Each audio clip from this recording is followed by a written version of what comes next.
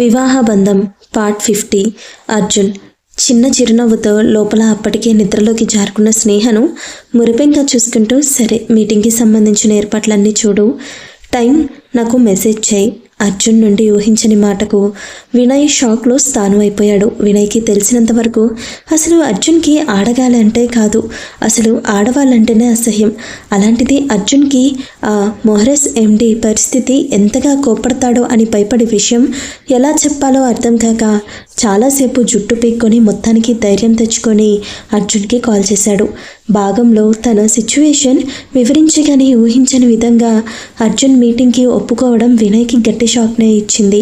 వినయ్కి ఇప్పటికీ తెలియని విషయం ఏంటంటే అర్జున్కి పెళ్ళయిందని, అర్జున్ తన భార్యను ప్రాణం కంటే ఎక్కువగా ప్రేమిస్తున్నాడు అని, తన భార్య కోసమే నెల రోజుల క్రితం వరకు పిచ్చివాడిలా వెతికాడు అని, మరో 2-3 నెలల్లో అర్జున్ ప్రతిరూపాలు ఈ భూమి మీదకు అడుగు పెట్టబోతున్నాయి అని ఇవన్నీ తెలిస్తే వినయ్ ఇంకెంత షాక్కి గురవుతాడో చూడాలి. కాసేపటికి ఎలాగో షాక్ నుండి తేరుకొని అర్జున్ ఆలోచన విధానం మారి పరిస్థితిని అర్థం చేసుకున్నట్టే అతని జీవితంలోకి అతన్నే ప్రాణంగా బ్రతికే అమ్మాయిని పంపించి అర్జున్ మనసుని మార్చమని దేవుణ్ణి వేడుకొని మీటింగ్ అరేంజ్మెంట్స్ చూడడానికి మీటింగ్ రూమ్ దగ్గరకు వెళ్ళాడు వినయ్. అర్జున్ రూమ్లో తను చెప్పాల్సింది చెప్పి వెంటనే కాల్ కట్ చేసిన అర్జున్ సైలెంట్గా వెళ్ళి ముద్దుగా నిద్రపోతున్న తన భార్య నుదుటిన ముద్దాడి ప్రేమగా ఆమె గర్భాన్ని నిమిరి ఈవినింగ్ మీటింగ్కి సంబంధించిన ఫైల్స్ చెక్ చేస్తూ ఆమె ఎదురుగా సోఫాలో సెటిల్ అయ్యి ఆఫీస్ వర్క్లో బిజీ అయిపోయాడు అర్జున్. కింద హాల్ అందరూ కబుర్లలో ఉండగా బాబుని గోకుల్కి అప్పచెప్పి మీరా, రవలి గారు కలిసి వంట పూర్తి చేసి అందరినీ లంచ్ కోసం పిలిచారు. అరుణ్ అర్జున్కి లంచ్ చేయడానికి కిందకు రమ్మని మెసేజ్ చేయడంతో చాలా రోజుల తర్వాత అందరితో కలిసి లంచ్ చేస్తే స్నేహ కూడా హ్యాపీగా ఫీల్ అవుతుందని అర్జున్ కూడా కాసేపు తన వర్క్ పక్కన పెట్టేసి స్నేహను నిద్రలేపి ఆమెను ఫేస్ వాష్ చేసి కిందకు తీసుకెళ్ళి డైనింగ్ టేబుల్ దగ్గర కూర్చోపెట్టాడు. ఆమెను అలా కూర్చోపెట్టడం ఆలస్యం. రవలి గారు ఒకవైపు, మీరా ఒకవైపు ఆమె ప్లేట్ నిండుగా ఆమెకు ఇష్టమైన ఐటమ్స్తో నింపేస్తుంటే స్నేహ ఆశ్చర్యంగా ఆ ఇద్దరిని చూస్తూ, అమ్మ వచ్చిన ఏంటి ఇవన్నీ నేను ఒక్కదాన్నే తినాలా అని బేలగా అడిగిన ఆమె ప్రశ్నకు ఆమెకు మరోవైపున ఉన్న అరుణ్ నవ్వుతూ, ఒక్కదానినే కాదురా స్నేహ, నీ టమ్మీలో ఉన్న 2 బేబీస్తో కలిపి 3 అనడంతో స్నేహ అర్జున్ వైపు చూసింది. ఈసారి అర్జున్ సైలెంట్గా తన ప్లేట్లో వడ్డించింది తను తింటూ ఉండడంతో అర్జున్ తమకే ఛాన్స్ ఇచ్చాడని అర్థమై అక్కడున్న అందరూ స్నేహకు గోరుముద్దలు తినిపిస్తూ ఇంకొంచెం అంటూ వాళ్ళ ప్రేమాభిమానాలతో స్నేహ కడుపు నింపి ఆమె కళ్ళల్లో నీళ్లు తెప్పించారు. భావోద్వేగంతో కన్నీళ్లు పెట్టుకుంటున్న స్నేహను అందరూ కలిసి దగ్గరకు తీసుకొని నార్మల్ చేసేసరికి అర్జున్ స్నేహనే మురిపెంగా చూస్తూ ఉన్నాడు. ఫ్యామిలీ అంటే ఇలానే ఉంటుంది అని తన చుట్టూ ఆ అందరూ ఎప్పటికప్పుడు నిరూపిస్తూనే ఉన్నారు. అందుకే అర్జున్ వాళ్ళల్లో ఏ ఒక్కరిని వదులుకోవడానికి సిద్ధంగా లేడు. ఇప్పుడు అర్జున్కి స్నేహ మాత్రమే కాదు, ఆ ఫ్యామిలీ ఉన్న ప్రతి ఒక్కరూ కూడా ముఖ్యమే. కాసేపటికి అర్జున్ స్నేహతో అక్కడే ఒక 2 నిమిషాలు వాక్ చేయించి తిరిగి తమ రూమ్కి జాగ్రత్తగా తీసుకెళ్ళి ఆమెను బెడ్ మీద పడుకోబెట్టి తను కూడా ఆమె పక్కనే పడుకొని, స్నేహ సాయంత్రం ఆఫీస్లో ఒక ఇంపార్టెంట్ మీటింగ్ ఉందిరా, నేను తప్పకుండా అటెండ్ కావాలి అనడంతో స్నేహ ప్రేమగా అర్జున్ చెంప నిమురుతూ, మీరు తిరిగి వచ్చే వరకు జాగ్రత్తగా ఉంటాను అర్జున్ గారు, నా గురించి మన బేబీస్ గురించి మీరేం టెన్షన్ పడకండి అని చెప్తుంటే అర్జున్ ఆమె మాటలకు అడ్డుపడి, లేదురా, నిన్ను వదిలి వెళ్ళటానికి నా మనసు ఒప్పుకోవట్లేదు, నిన్ను కూడా నాతో పాటుగా ఆఫీస్కి తీసుకెళ్తాను, అక్కడున్న నా పర్సనల్ రూమ్లో రెస్ట్ తీసుకుందువు కానీ మీటింగ్ మధ్యలో బ్రేక్ తీసుకున్నప్పుడు నాకు నిన్ను చూడడానికి వీలుగాను ఉంటుంది, నువ్వు నా దగ్గరే ఉన్నావు అని రిలాక్స్గా కూడా ఉంటుంది, అక్కడ నీకు ఎలాంటి ఇబ్బంది లేకుండా కంఫర్ట్గా ఉండేలా చూసుకునే బాధ్యత నాది, నీకు ఓకే కదా అని అడిగిన అర్జున్ ప్రశ్నకు స్నేహ కన్నీళ్లతో అర్జున్ షర్ట్ పట్టుకుని అతన్ని దగ్గరకు లాక్కొని గట్టిగా హగ్ చేసుకొని మౌనంగా ఉండిపోయింది. ఆమె ఫీలింగ్స్ అర్థమైన అర్జున్ ఆమెకు ఇబ్బంది కలగకుండా ఆమెకు అనువుగా మారి ఆమె వెన్ను నిమురుతూ ఆమెను కాసేపు అలానే ఉండనిచ్చాడు. కాసేపటికి ఆమె కన్నీళ్లు తుడిచి ప్రేమగా ఆమె నుదుటిపై ముద్దు పెట్టి ఈవినింగ్ 4కి మీటింగ్ రా, ఈలోపు నువ్వు రెస్ట్ తీసుకో అంటూ నెమ్మదిగా ఆమె వెన్ను నిమ్మరుతూ జోకొట్టేసరికి కడుపు నిండా తిన్న భోజనం, మనసు నిండుగా ఉన్న సంతోషాలతో తొందరగానే నిద్రలోకి జారుకుంది స్నేహ. 3 గంటల తర్వాత అర్జున్ రెడీ అయ్యి స్నేహను నిద్ర లేపి ఆమెను ఫేస్ వాష్ చేయించి ఆమెకు డ్రెస్ చేంజ్ చేసి ఇంట్లో చెప్పి ఆమెను తీసుకొని జాగ్రత్తగా తనే డ్రైవింగ్ చేస్తూ ఆఫీస్కి స్టార్ట్ అయ్యాడు.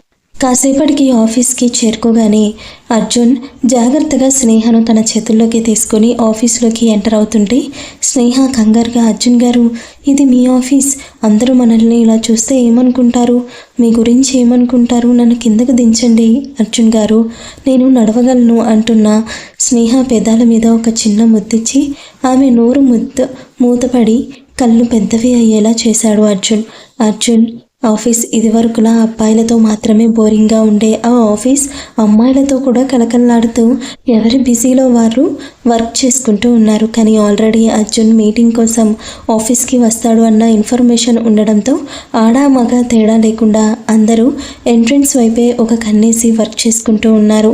ఎప్పుడైతే అర్జున్ కడుపుతో నిండుగా ఉన్న స్నేహను ఎత్తుకొని డైరెక్ట్గా లిఫ్ట్లోకి ఎంటర్ అయ్యాడో అర్జున్ స్నేహాలను చూసిన స్టాఫ్ అందరూ షాక్తో బిగుసుకుపోయారు.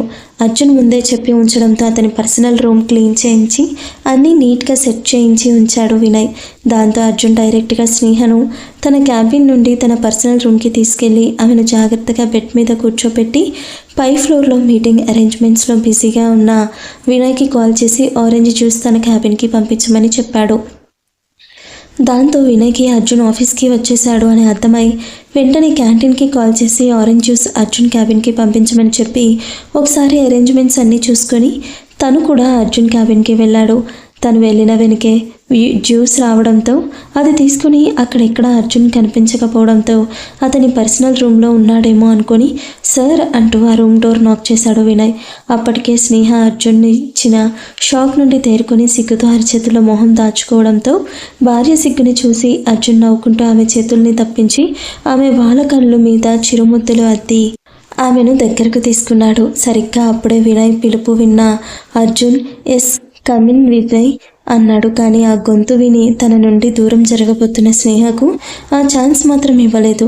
అర్జున్ మాటతో వినయంగా ఆ రూమ్లో అడుగుపెట్టిన వినయ్కి అర్జున్ పక్కనే చాలా దగ్గరగా నిండుగా బంపుతో ఉన్న స్నేహను చూడగానే ఫ్యూజులు ఎగిరిపోయాయి. కొద్దిసేపు ఎలా రియాక్ట్ అవ్వాలో కూడా అర్థం కాక ఆ ఇద్దరి వైపు పిచ్చి చూపులు చూస్తూ అలానే ఉండిపోయాడు. వినయ్ మొహంలో షాకింగ్ ఎక్స్ప్రెషన్స్ చూసిన అర్జున్ చిన్న చిరునవ్వుతో లేచి వెళ్ళి అతని చేతిలో ఉన్న ట్రే నుండి జ్యూస్ గ్లాస్ తీసుకొని వినయ్ వైపే ఇబ్బందిగా చూస్తున్న స్నేహకు పట్టించాడు.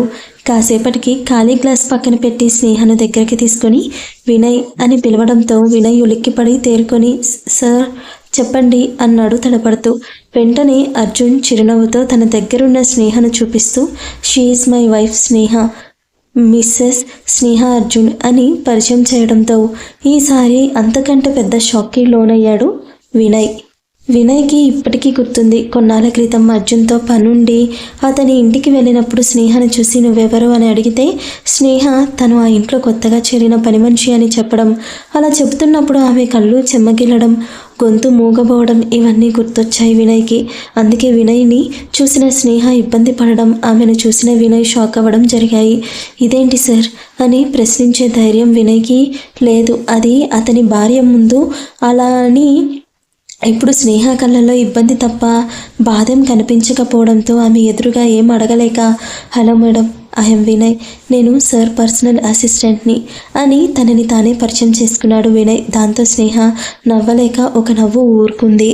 కాసేపటికి అర్జున్ వినయ్ని తన క్యాబిన్లో వెయిట్ చేయమని చెప్పి తను స్నేహకి జాగ్రత్తలు చెప్పి ఆమె చేతికి ఒక చిన్న రిమోట్ ఇచ్చి నీకు ఎలాంటి అవసరం వచ్చినా సరే, కనీసం వాష్రూమ్కి వెళ్ళే అవసరం పడినా సరే ఈ బటన్ నొక్కితే సరిపోతుందిరా, నేను క్షణాల్లో నీ ముందుంటాను అని చెప్పి ప్రేమగా ఆమె నుదుటిపై ముద్దు పెట్టి నేను వచ్చే వరకు నువ్వు ఇక్కడ నుండి కదలడానికి వీల్లేదు అని ప్రేమతో కూడిన బాధ్యతతో ఆర్డర్ వేసి ఆమెను నెమ్మదిగా నిద్రపుచ్చి అక్కడి నుండి తన క్యాబిన్లోకి వెళ్ళాడు అర్జున్.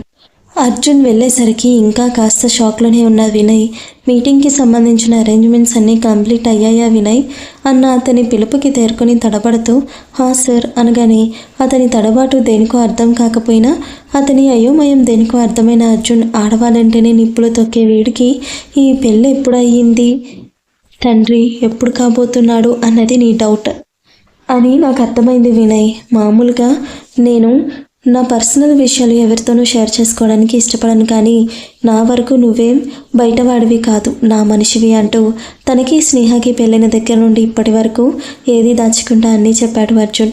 అర్జున్ చెప్పింది అంతా విన్న వినయ్ కళ్ళ నీళ్లు పెట్టుకుంటూ ఇంచుమించు 6 నెలల క్రితం ఒక నీచుడి స్వార్థం వల్ల, అతని బెదిరింపుల వల్ల తను ప్రమాదం ఏముండదు అని అతి నమ్మకంతో అర్జున్ విషయంలో చేసిన ఒక చిన్న తప్పు వల్ల అర్జున్ జీవితం ఎంత దారుణంగా మారిందో తెలిసేసరికి తన తండ్రి ప్రాణాన్ని నిలబెట్టి తనని ప్రతి చిన్న ఆపద నుండి కాపాడుతూ వస్తున్న అర్జున్ని ఫేస్ చేయడానికి ధైర్యం సరిపోక అతని మనస్సాక్షి ఒప్పగా ఏడుస్తూ నన్ను క్షమించండి సార్ అంటూ ఒక్కసారిగా నేల కొరిగి అర్జున్ కాళ్ళ మీద పడిపోయాడు వినయ్ ఏదో విషయం తన దగ్గర దాస్తూ గిల్టీ ఫీల్ అవుతున్నాడు అని అర్జున్ పసిగట్టాడు, కానీ అది మరీ తన కాళ్ళ మీద పడేంత పెద్ద విషయం అయి ఉంటుంది అని మాత్రం అర్జున్ ఊహించలేదు.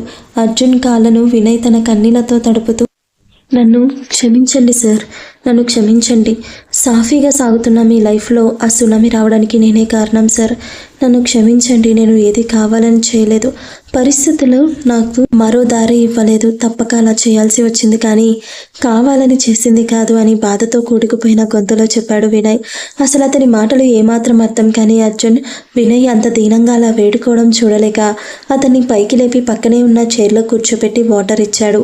అతను కాస్త నార్మల్ అయ్యాడు అనిపించాక అసలేం జరిగింది వినయ్, నువ్వు దేని గురించి మాట్లాడుతున్నావో క్లియర్గా చెప్పు అని అడగడంతో వినయ్ అపరాధ భావంతో ఫీల్ అవుతూ అర్జున్ 2 చేతులు పట్టుకొని జరిగింది చెప్పడం మొదలుపెట్టాడు. 7 నెలల క్రితం అశోక్ గారికి సర్జరీ జరిగిన టైంలో అర్జున్ ఆఫీస్లో ఏవో అవకతవకలు జరిగి మొత్తం బిజినెస్లోనే మిస్ జరగడం, పగలు రాత్రి తేడా లేకుండా తింటే నిద్రలు మాని మరీ బిజినెస్ ఇష్యూస్ హ్యాండిల్ చేసే పనిలో చాలా బిజీ అయిపోయాడు అర్జున్. అది కూడా అరుణ్, గోకుల్, స్నేహ ఇచ్చిన ధైర్యంతో అశోక్ గారిని వాళ్ళకు వదిలేసి ఆఫీస్కి వెళ్ళేవాడు. వినయ్కి అశోక్ గారి కండిషన్ తెలుసు కాబట్టి అతను కూడా అర్జున్ వర్క్కి టైంతో సంబంధం లేకుండా చాలా హెల్ప్ చేసేవాడు. కరెక్ట్గా అదే టైంలో అసలు తన కంపెనీకి సంబంధించిన సీక్రెట్ అన్నీ ఎవరి ద్వారా బయటకు వెళ్తున్నాయి అన్న విషయంలో అందరి మీద బాగా నిఘా పెట్టిన వినయ్కి ఆ గుంటనక్క దొరకడంతో డైరెక్ట్గా అర్జున్ దగ్గరకు వెళ్ళబోయాడు వినయ్.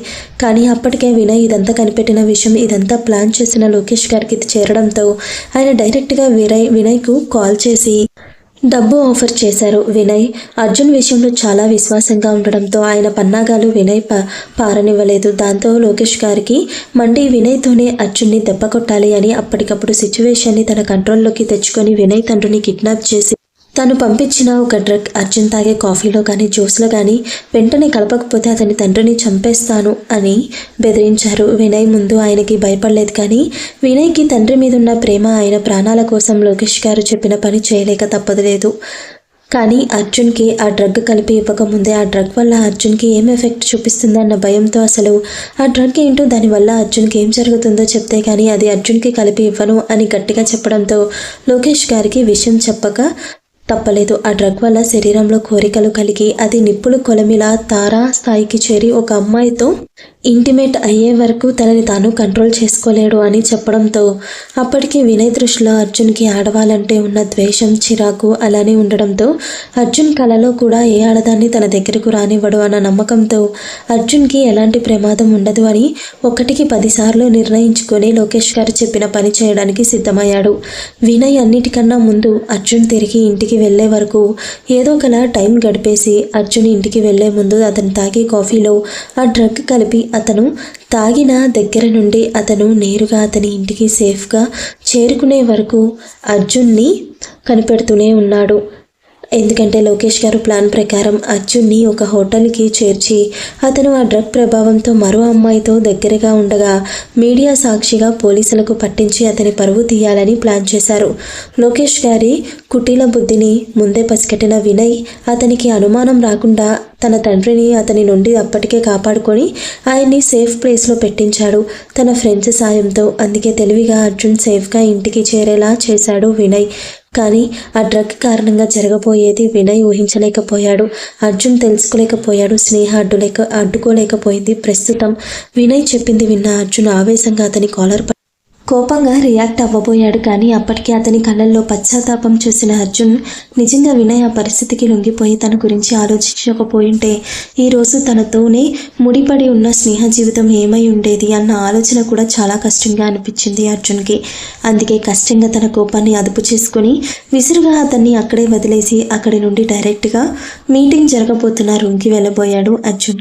అతను వెంటనే కాసేపటికి వినయ్ కూడా వెళ్ళి అర్జున్ని ఫేస్ చేయలేక ఓ మూలన నిల్చొని మెహ్రస్తో నుండి కాల్ రావడంతో వాళ్ళని రిసీవ్ చేసుకుని మీటింగ్ రూమ్కి తీసుకొని వచ్చాడు వినయ్. అప్పటికే చాలా వరకు ప్రస్తుతం వినయ్ చెప్పిన విషయం గురించి కష్టంగా పక్కన పెట్టి వీలైనంత తొందరగా మీటింగ్ స్టార్ట్ చేసి అంతే తొందరగా మీటింగ్ కంప్లీట్ చేసి మెహ్రస్ ఎండీకి సాంప్రదాయంగా పూలు పళ్ళు చీర అన్నీ సారె రూపంలో ప్రజెంట్ చేసి అవి అతని భార్యకు ఒక అన్నగా తన కానుకగా ప్రజెంట్ చేశాను అని చెప్పమని చెప్పాడు అర్జున్.